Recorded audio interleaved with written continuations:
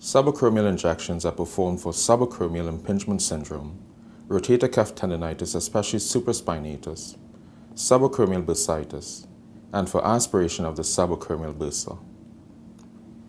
Have the patient sit at the edge of the bed with the arm hanging off the side. This will help to open up the subacromial joint space. For the posterior approach to subacromial injections, palpate the acromion process.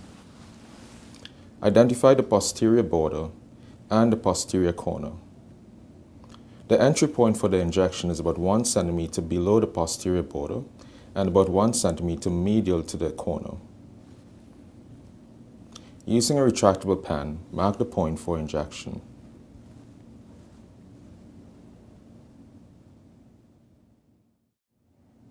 These injections should always be done using sterile technique. Scrub the site and then clean in an outward fashion. Here I am using betadine and following this with isopropyl alcohol.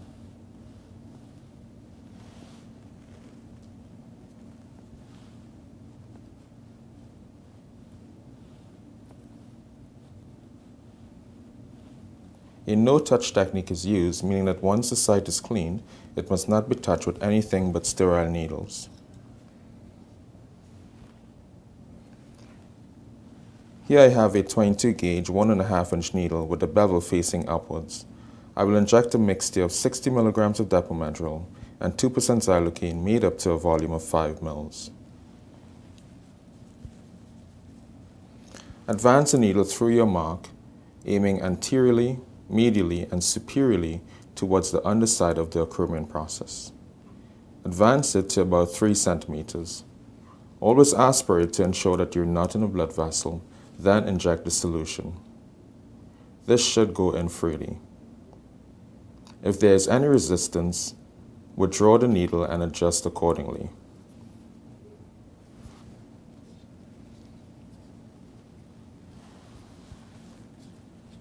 Remember to immediately apply the safety mechanism.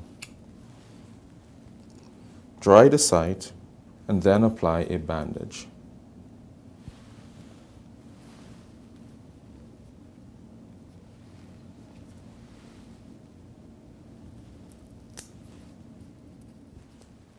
Thanks so much for watching. I hope this was useful to you. Please remember to subscribe. There are lots of other videos including other injection techniques and physical exams. Thanks and bye for now.